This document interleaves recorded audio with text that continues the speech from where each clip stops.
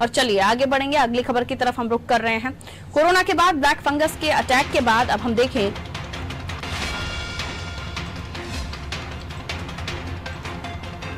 अब जो संक्रमण है ब्लैक फंगस का वो बढ़ गया है। 15 दिन में राजधानी में तेजी से ब्लैक फंगस का संक्रमण बढ़ा है। शहर में ब्लैक फंगस के 17 से ज्यादा मरीज मिले हैं।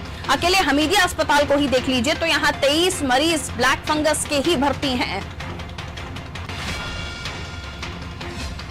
अब ब्लैक फंगस को लेकर हम चर्चा करने वाले हैं कि आखिर किस तरह से ये ब्लैक फंगस पैर पसार रहा है और कैसे इससे बचा जा सके, विशेषज्ञों का क्या कहना है, सरकार की इसको लेकर क्या तैयारियां हैं।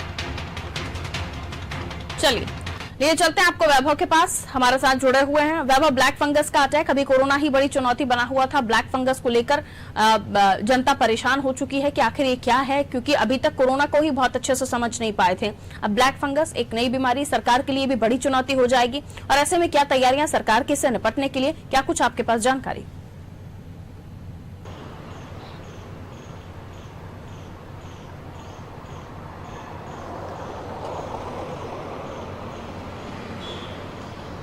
पाल जी, कोरोना के जिस तरीके से नए नए स्वरूप आ रहे हैं, विशेषज्ञ उससे निपटने की तो कोशिश कर ही रहे हैं।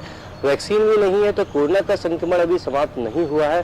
कोरोना जो कहर अपना बरपा रहा था, तो उसके बीच ब्लैक फंगस ने और प्रदेश की जनता की चिंताएं बढ़ा दी है, सरकार के सामने चिंताएं बढ़ा दी हैं।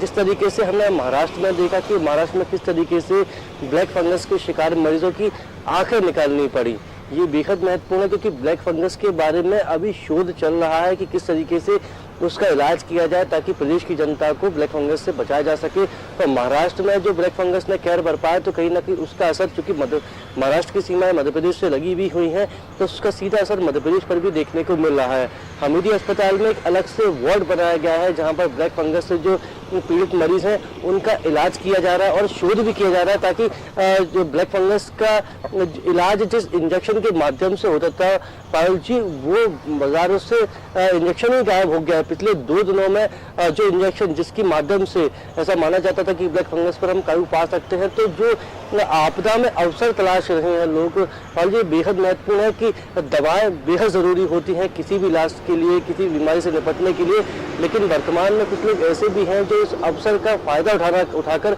अपनी जेबों को भरना चाहते हैं। तो 2 दिन पहले तक ब्लैक फंगस की जो इंजेक्शन होता है तो वो सुलभ था, आसानी से बाजार में उपलब्ध हो रहा था, अस्पतालों में भी मिल रहा था, लेकिन अब वो इंजेक्शन बाजार से गायब हो चुका है। इंजेक्शन की कालाबाजारी की जा रही है, 10 गुना अधिक कीमत, करीबन 20 से 30 हजार पर वो इंजेक्शन मिल रहा है। हालांकि सरकार के द्वारा कोशिश की जा रही है कि ऐसे जो कालाबाजारी हैं, जो दवाइयों की कालाबाजारी करते हैं, उनके खिलाफ रासुका लगाई जाए, लेकिन लोगों को भी समझना होगा ऐसी जो कालाबाजारी करके अपनी जेबों को भरने की कोशिश कर रहे हैं जो व्यापारी हैं, जो असामाजिक तत्व हैं, कि और भी कमाने के मौके मिलेंगे तब वो अपनी जेबें भर सकते हैं, अपने बैंक अकाउंट में और ज्यादा पैसा डाल सकते हैं। लेकिन ये जो वक्त है, ये मानवता के नाते सबकी मदद करने का वक्त है। इस वक्त आप संवेदनशील होना चाहिए, अब आप असंवेदनशील होकर कहीं ना कहीं दूसरों की जो जान होती है उसको खतरे में डाल रहे हैं।